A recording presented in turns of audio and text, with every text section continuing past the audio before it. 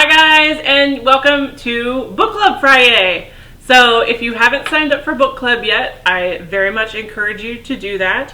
We are doing virtual book club this year, so even if you can't come to discussion with us and hang out and have snacks, we're still going to be doing a little discussion video.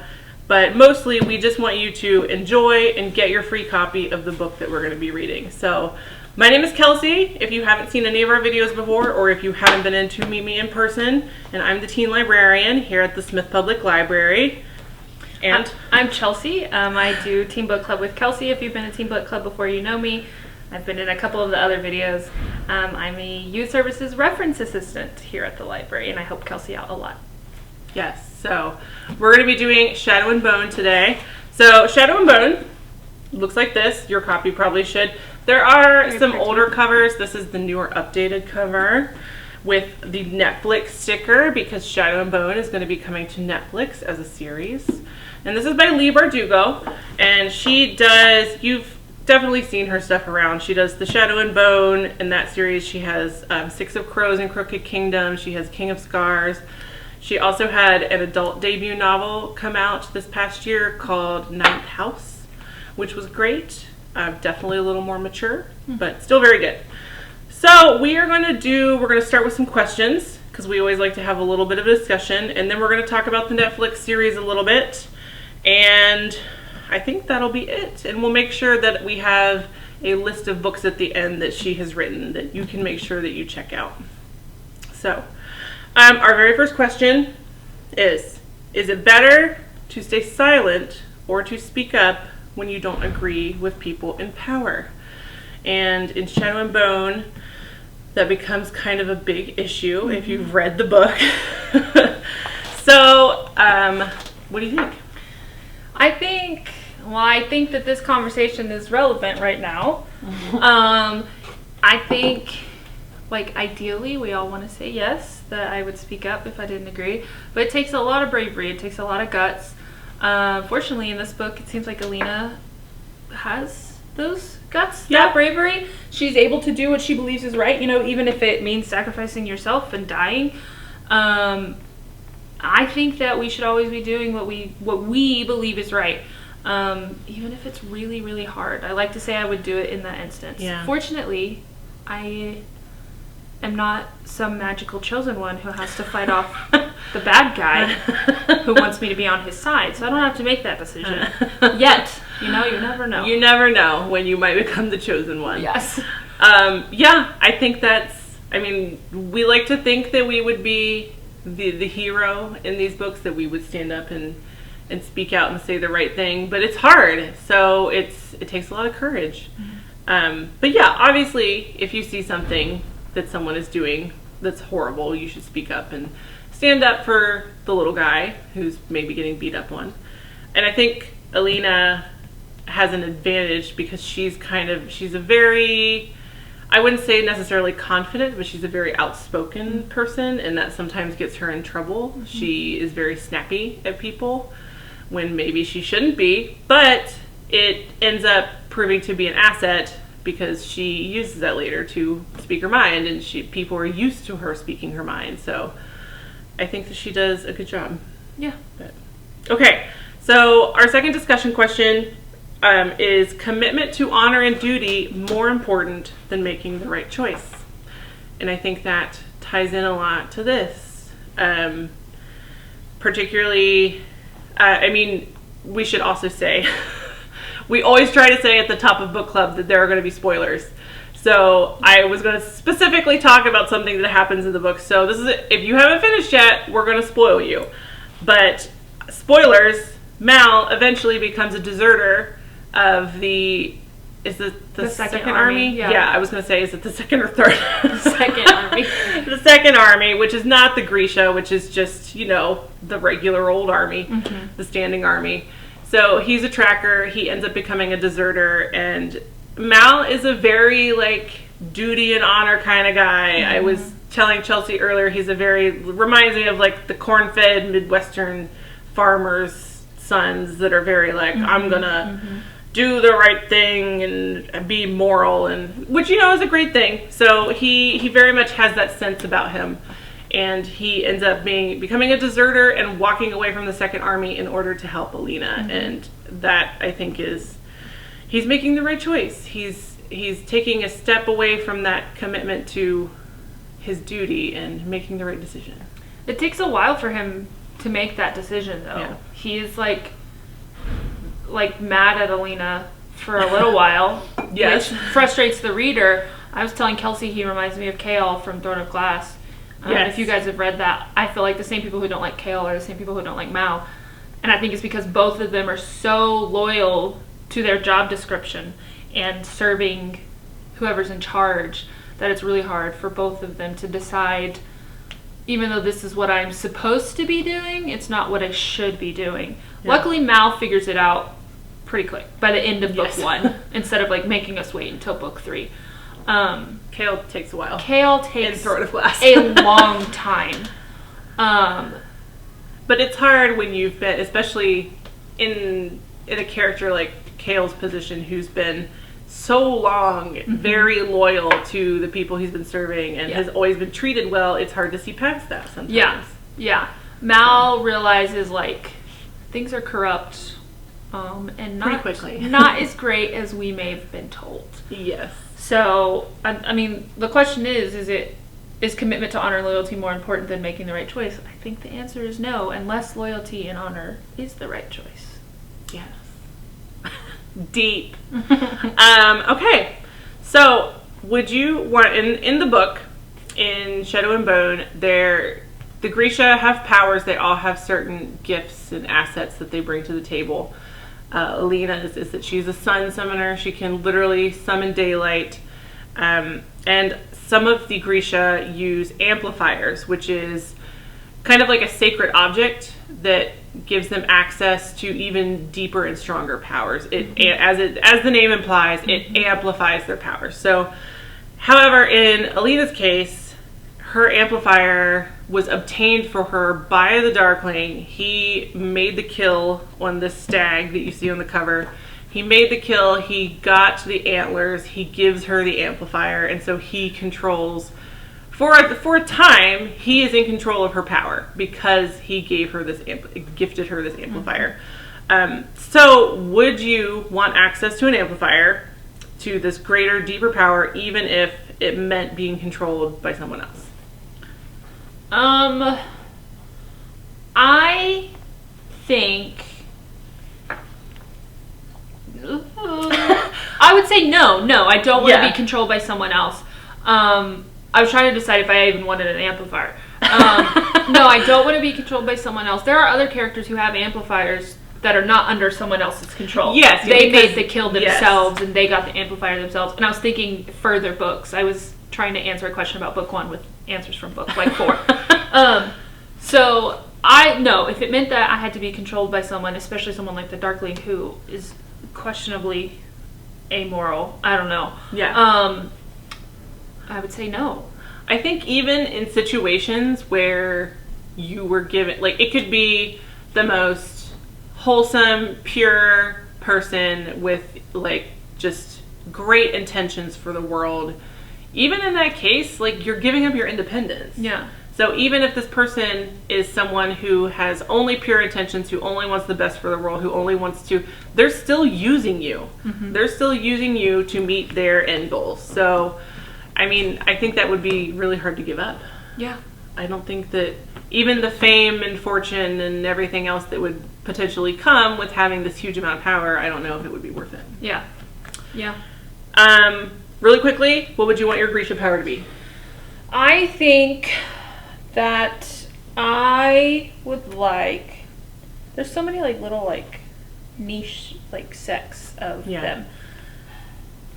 I think I would want to be a tailor like Genya. Yeah. I had to think of what they were. I think like being able to like change your face is kind of cool, even if I'm only doing it, for spy stuff. Yeah, to, like, I mean, think of the people. the advantage you could have over people. Like, even if you have the power of like a corporality or whatever. Yeah. You can still, like, people would know who you were. You could change that if you were a tailor. I was gonna say I think I would be a fabricator. That's cool. I like that too. I think I want to be able to like just tinker around and make that's really David, powerful right? things. Yeah. David is David's in book 1, right? Yeah, David is in book 1. That's cool too. There's some more that they explore later in her later series. Yeah. But in the context of these... Yeah, you're learning the basics in this one. Yes, it expands for sure. So, okay. We talked earlier about the Netflix series. So, Shadow and Bone, the series, there's 3 technically in the original series, the trilogy. On the back of your book, if you have a copy of our book. And like I said, we will put at the end, we will put all of the Grisha-verse series that she has. So Shadow and Bone is the original trilogy, and then the second, is it going to be a trilogy? Is it just a duology? It's a duology right now, but she has mentioned that she has plans for a 3rd one, but it would be after... It's Crooked King, or Six of Crows, right, and Crooked Kingdom, and then there could potentially be more. So those are set in the same universe and world as Shadow and Bone. Some of the same characters even show up. But what they're going to be doing is they're going to be combining the original trilogy with these Six of Crows books. For the Netflix show. So the Six of Crows happens 2 years after the end of the first trilogy. And it's really a whole cast of new characters, but there are some characters from the original trilogy that show up just kind of for like a chapter or a scene. Yeah.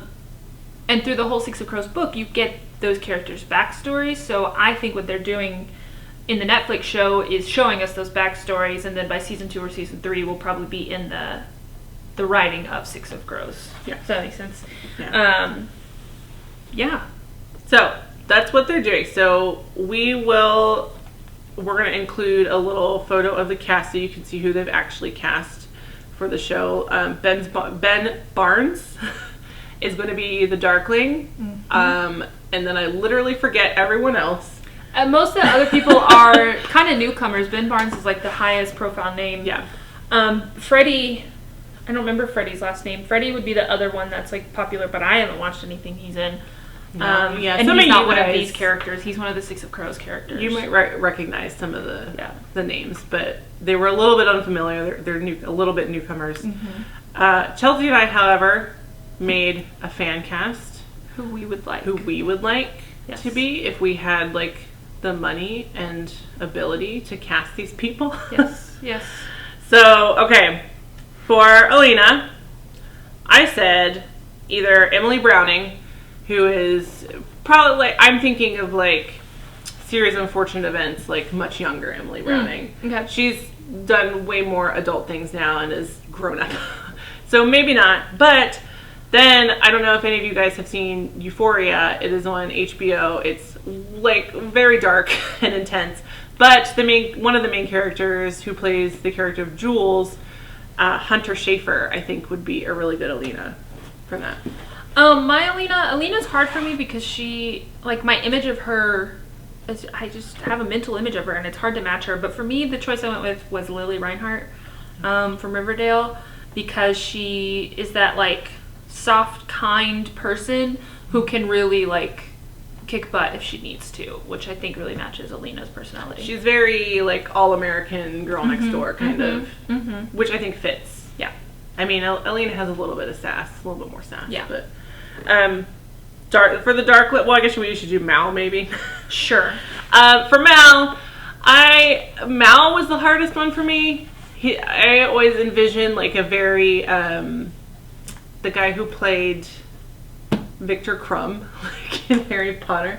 That's fair. Or like a very, like I said earlier, the Midwestern farm boy, kind of like even a PETA. Like, well, okay. Or like Chris Evans if he was like 18. Yeah, someone like that.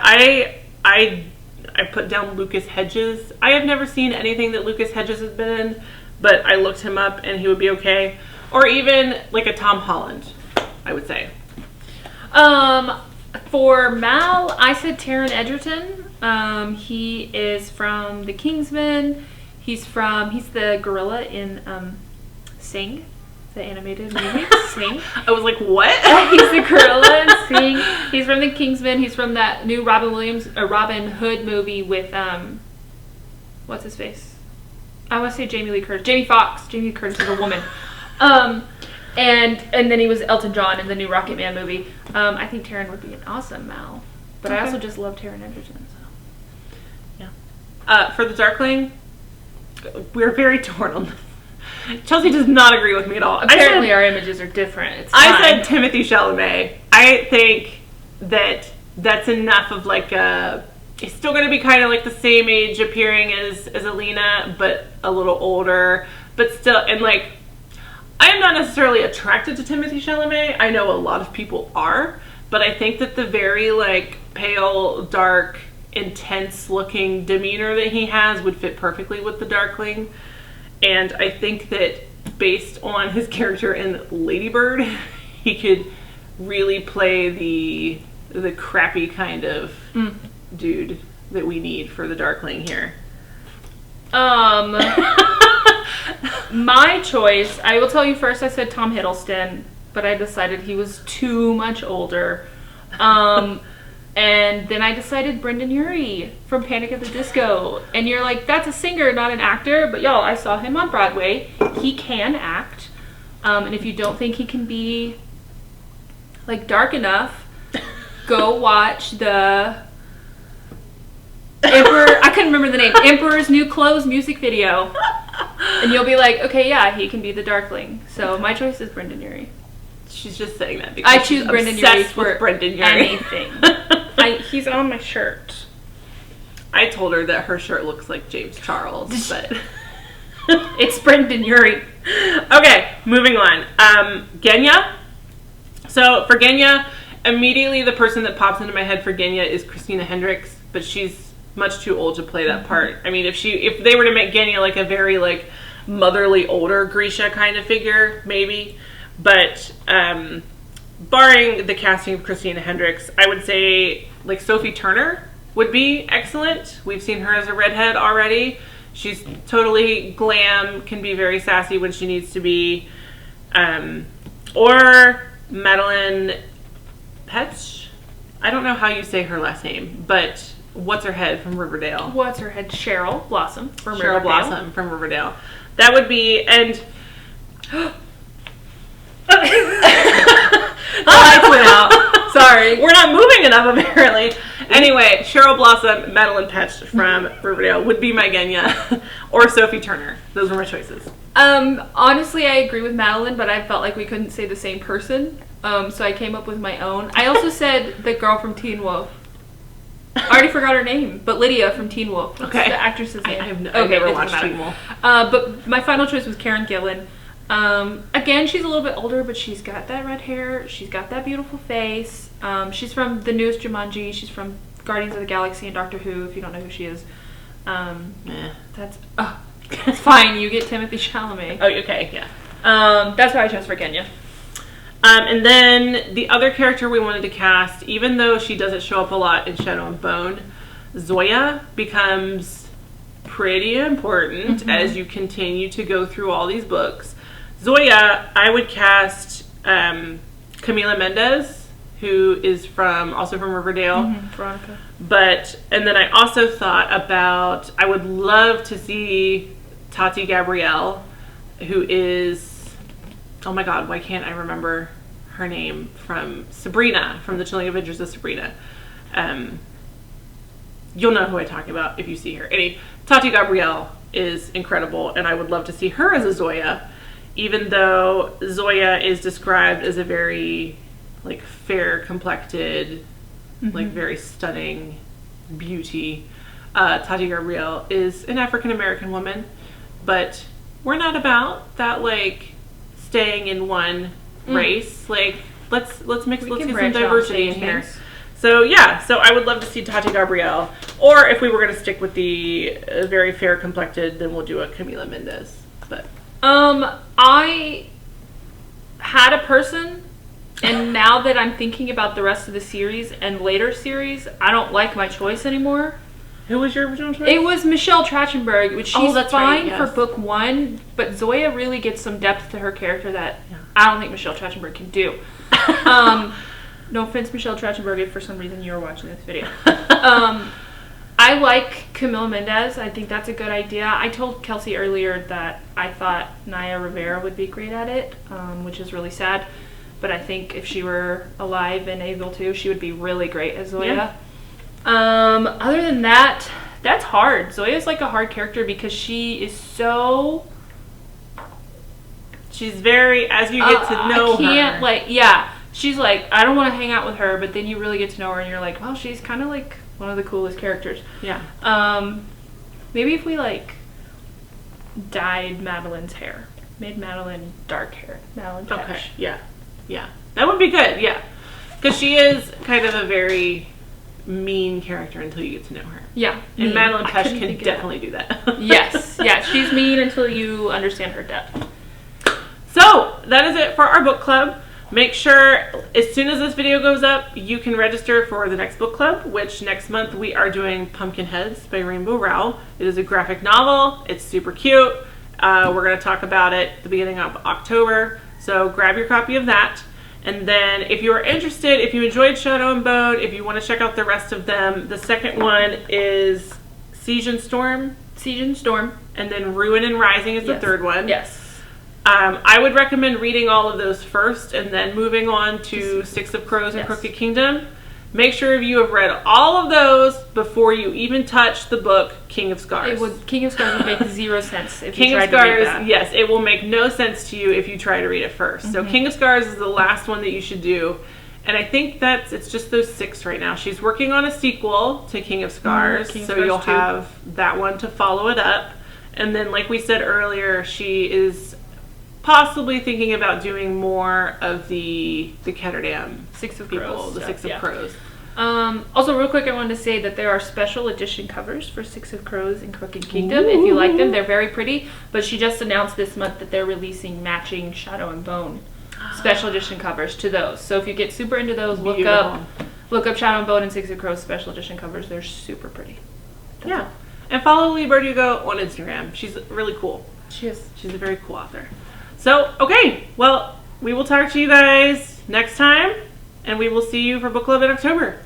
Bye.